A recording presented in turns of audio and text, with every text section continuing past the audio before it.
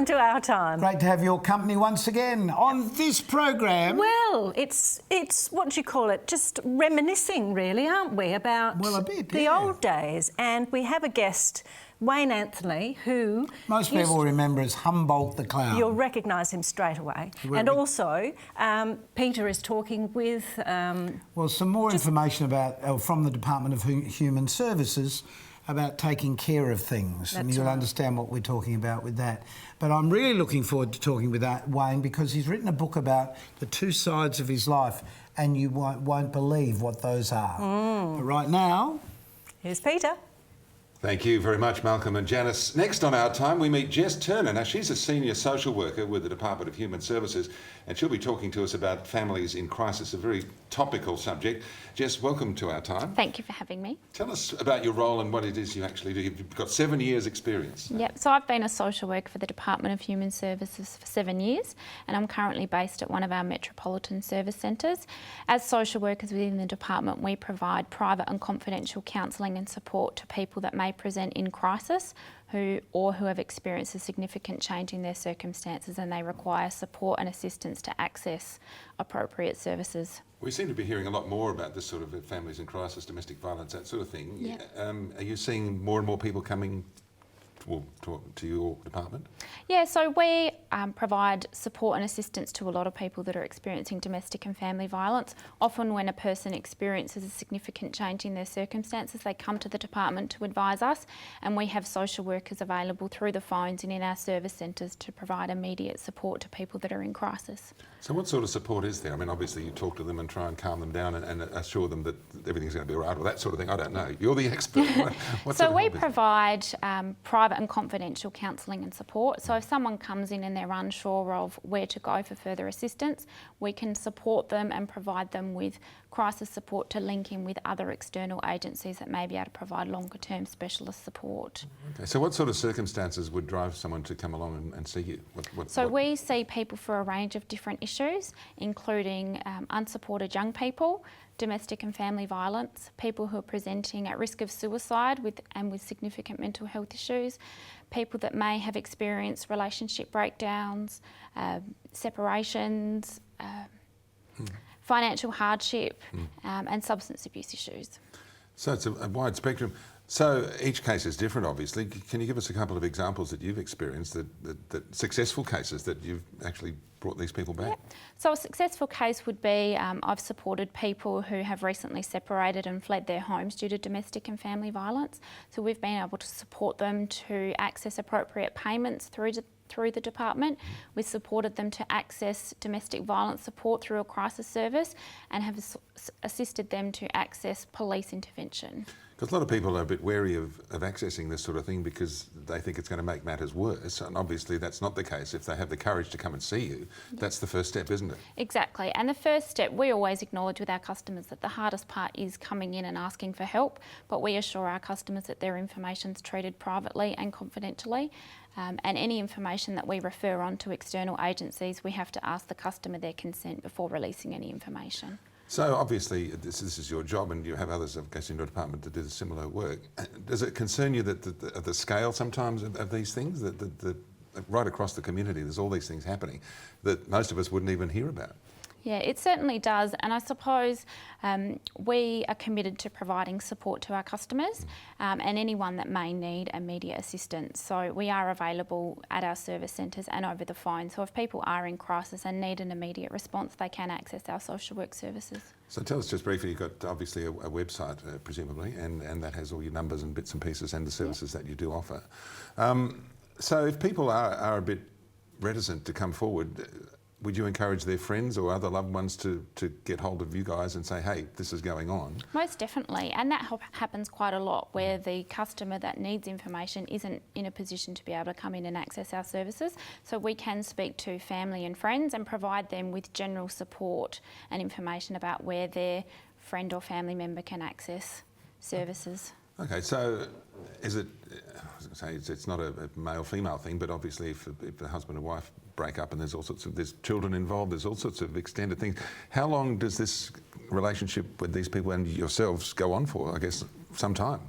So it can go on for some time, and it differs from case to case.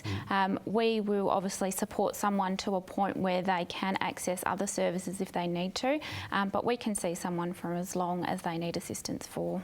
Okay, so you mentioned privacy is obviously a big deal for people. They don't want to be their whole life story, whatever it might be, these terrible things that have happened to them, made public. So obviously, it's, as you say, privacy and confidentiality is very important.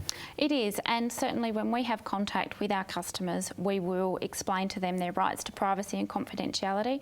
We will seek their permission before discussing their information with external agencies if we are making referrals. And obviously we have a duty of care for a customer's safety and well-being, so we will always respond appropriately to the information that's presented to us. So is it generally, because they'd probably be wary of coming in somewhere and being seen chatting, obviously there's something wrong, do you do most of your work over the phone, or is it a face-to-face thing? So we have social workers in most of our service centres around the country, so people can come into us and see us in a face-to-face setting, but we also have social workers available over the phone, and customers can contact us through 132 850. Some people prefer to have contact with the social work service over the phone because there is that level of being anonymous. So I'm just trying to work that, do people come into your office, or do you go to the home, or how does it work? So I'm based in a service centre, so we have customers that come into us. We have booked appointments, and then they can also present. If they are in crisis, we have the capacity to be able to see them as a walk-in. Now, Centrelink does lots of wonderful things, of course. Do you have to be a customer of Centrelink to actually access your services, or not? No, not necessarily. I mean, our primary focus is to support those vulnerable customers who are current on a payment. But if somebody presents at our service that isn't current on a payment and does need immediate support or information about where they can help a friend or a loved one access assistance in the community, we will certainly provide them with a social work service. Now, you mentioned all sorts of reasons that people will want to see your department, the marriage breakups, the drug problems. What are you seeing most of? Is it the drug issues? Is it just domestic violence? Is it the money, financial thing? What? Yeah, I suppose every day is different. It's hard to pinpoint what would be trends in the services that we see, but we do provide a lot of support to youth at risk, and obviously we provide support and assistance to any change in circumstance that someone may be experiencing. So a lot of support around people that are experiencing domestic family violence, mental health. Yeah. I was going to say, so obviously sometimes the police have to be called for some of these things, I guess, because you can't do everything. No. How does that work from when people first contact you? So we... So you'd be speaking to the people, obviously, and if it's something that's a bit more serious, you'd obviously call in the police to investigate. And that comes into line with our duty of care to support a customer when they present in crisis. So it depends on what their presenting circumstances are. So, in your experience, I mean, how many others in your office now? You've got you and... Yep, so we have a team of 4 social workers. Right. Yep. So, how do you cope with hearing all these terrible things? Obviously, you're trained to do what you do. Yeah, so it's really important to debrief with your colleagues, and self-care is really important. So I find exercise is a good one for me, and trying to leave work at work when you do go home. So the basic thing we're talking about today, obviously, is there are avenues of help. You don't try and cope with things like this on your own, because it just makes things worse, yes? Yeah, and a lot of people necessarily don't realise that there are Centrelink social workers available in Department of Human Services, especially at our service centres. So it's often a great referral point when someone comes in to advise us about a change in their circumstances, and if they are in distress or need some further support, they can organise a referral to have contact with us, and we can help them. So this is obviously not an age-sensitive thing, I guess. Like you say, you get youth in trouble, you get... We see young and old, we'll see everybody. Yeah. Well, just give us some information now about your website and how people can contact you, and perhaps give your phone number out again. Sure. And people can actually look up and see what services you offer. So more information about the social work service can be accessed on our website, humanservices.gov.au. We are also contactable through the phones on 132 850, and people can have contact with the social worker over the phone, or if they are contacting over the phone, they can request a booked appointment at their local service centre. And for those that are from non-English speaking backgrounds, we also do have interpreter services available, which are available over the phone and in a face-to-face setting. It's a fantastic service you have, and we encourage people who are in crisis for whatever reason to immediately get hold of you. Jess, thank you very much for your time. time. You've been very informative. Thank you. Very welcome. Thank you. Jess Turner, Senior Social Worker from the Department of Human Services. Next up on Our Time, Wayne Anthony. You may have heard of him. He's an actor, theatre director, acting teacher, comedian, clown and magician with Malcolm and Janice. And welcome back to Our Time. Janice, I've wanted to have our next guest on for quite a while. Have you? Because in January this year I read a book that he's written which absolutely opened my eyes to somebody I thought I knew well. This could happen to you. You think you know people well and they write down their life story and suddenly you think... all these things appear. How extraordinary. It's Wayne Anthony, who is an actor, a theatre director, an acting teacher, a comedian, a clown, better known as Humboldt the Clown. And many people will remember Wayne from television. How long ago, Wayne? 20 years? From the 80s, so that's 80s. nearly 30 More, years. yes, more like 30 a disco years. clown, you must say. Yeah, with Fat Cat and Friends. But this is what welcome, we Wayne. have. Yes, welcome. Thank you. That's what we have in common because we Yeah. both did that. We both worked with Yeah. Fat Cat, but not at the same time. No, How amazing. odd. He went on longer than I did. I mean, Longer than yes, I but did. we've seen you in movies, and Yeah. I just recently saw on telly one night, I'm just trying to think what the name of the film was, where you were a priest. Oranges and Oranges and Sunshine. Sunshine. I was in that too. Were you? For a brief moment, yes. right at the end I came in and Yes. people, that's Wayne. Exactly. So your face Paedophile. probably known. Oh yes, yes, but no, not really. That was just the character. Yes. So let's go back to the beginning. Yes, so Fat Cat. Now, how did that happen for you? Obviously, you'd had acting work and all sorts of things before that. So, what were you doing before the Fat Cat? Oh, well, I jumped ship in '74. I used to be a scientist and to be an actor because I really liked that at university, and I thought I'd be a clown as well in case I wasn't getting acting work, which I wasn't. So the clown started developing, and then I had a clown troupe going for a while, and then anyway, the early '80s, Murray George, whom I'm sure you'd remember, Absolutely. who Fat Cat was his thing, and Yes. or one of his things. He asked me to join the show as a clown to kind of get a bit of humour into it, which I did in about 1981. Okay. Yeah. Because actually, when I was working with Fat Cat, his daughter was actually in the suit. Oh, yes. Melanie. Yes. And Jane Riley, who we all know and love, Yeah. was hosting the program, but Yes. then she stepped away to do journalism, more journalism. Yeah, I know. And But Melanie was in the suit sometimes, but there was another fellow called Charles in the suit at other times. Right. And when we went, Patsy and Fat Cat and I went on tour, there was This is somebody else Patsy in the Biscoe suit. you're Oh, talking yeah, about, Patsy. yeah. When I joined the show, there were John and Lynn that were the hosts, and Patsy was singing, and a lass who did the puppets, and I was the clown. Oh, Yeah. okay.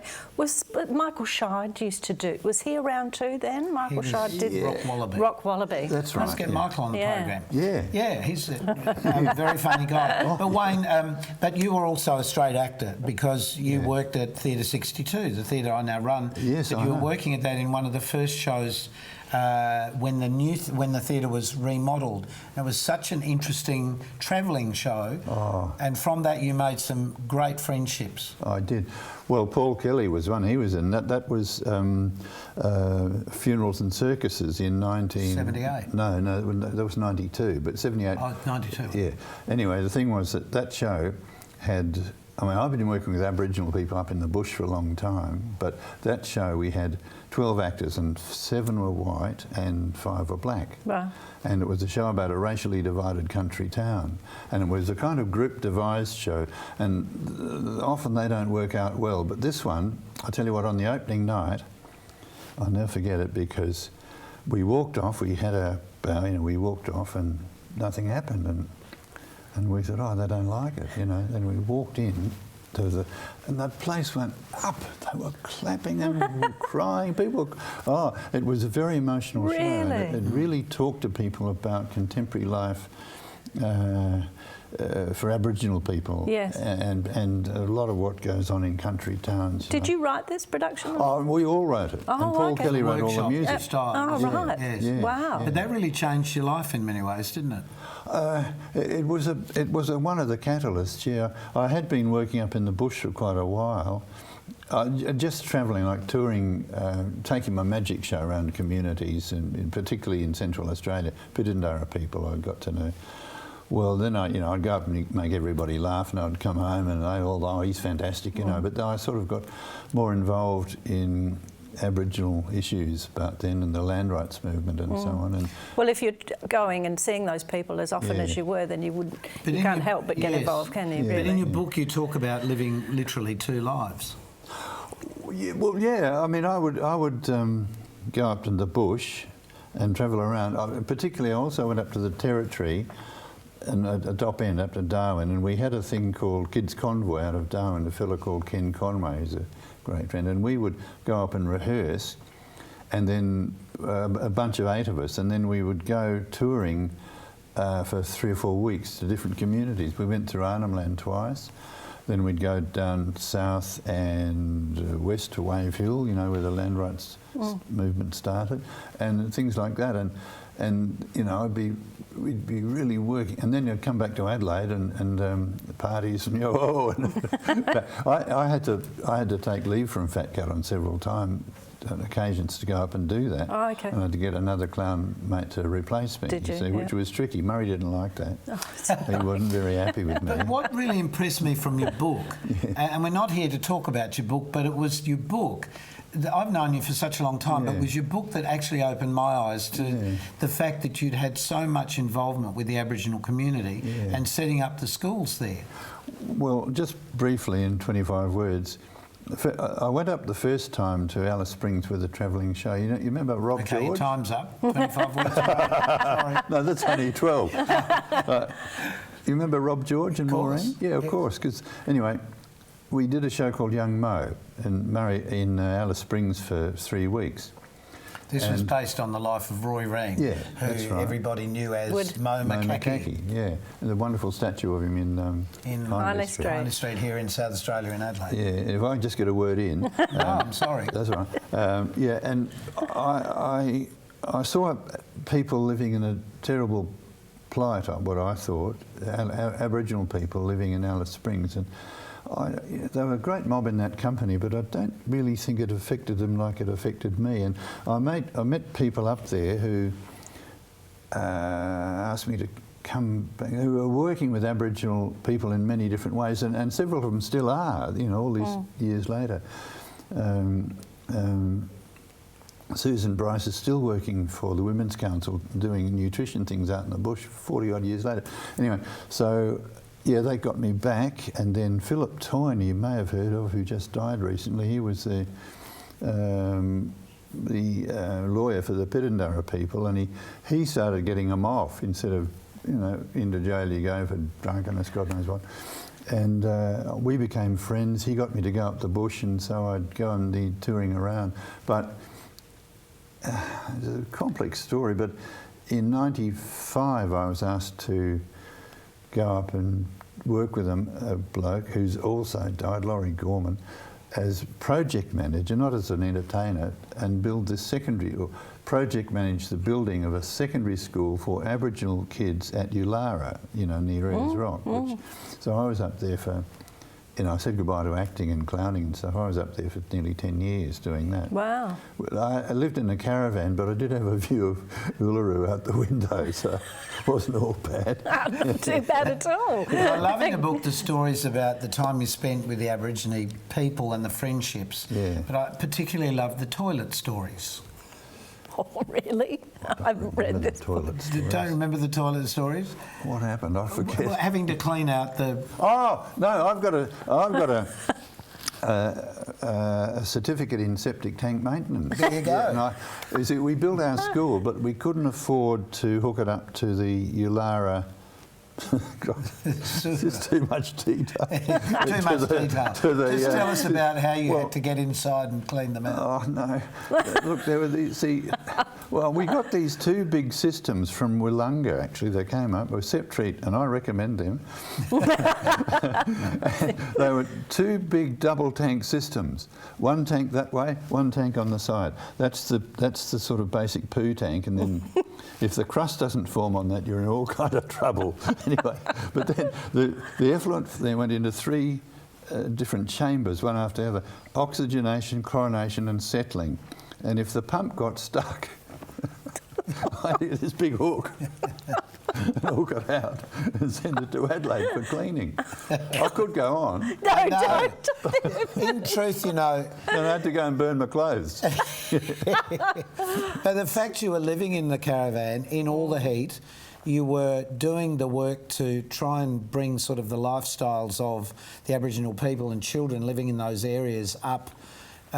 We forget in this country where we live in capital cities where this program is mostly aired, but we forget the issues that the people living in the centre of Australia still have. Well, in basic things like toilets. Yes, that's quite true. Although it was actually hooked up later on when we got some more funding. But that's why I called the book Travels in a Foreign Land, because right in the centre of Australia is a foreign country. People go overseas to seek exotic experiences, you know, in different cultures, different languages, different cuisine, and we've got it right here. And but at the same time, Aboriginal people in the centre are living still not very well, a lot of racism and so on. But then again, in the top end, it's like the Garden of Eden, you know. It's, just hold that thought for a moment. Yeah. We just need to take a commercial break and we'll be back to talk with Wayne Anthony in a moment.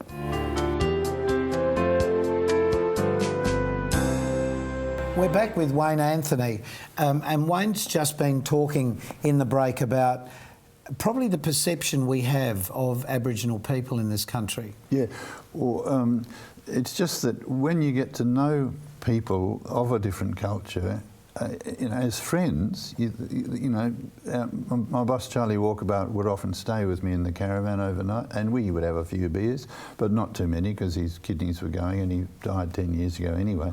But you get to know people and you don't think the Aborigines do this, the Aborigines do that, they all smoke, they all drink. Some of them are vegetarian, some of them are Christian. So just like you and me. That's the point. Exactly. That's the point. Yeah. The whole world is just like you and me. That's That's probably the most important thing that we all need to learn. That's it. Wayne, how would you sum up your life in a sentence? Oh, weird. I would have said in one word, very full. Well, that's 2 words. But a full, you've had a very full life. In every regard. What do you still want to achieve?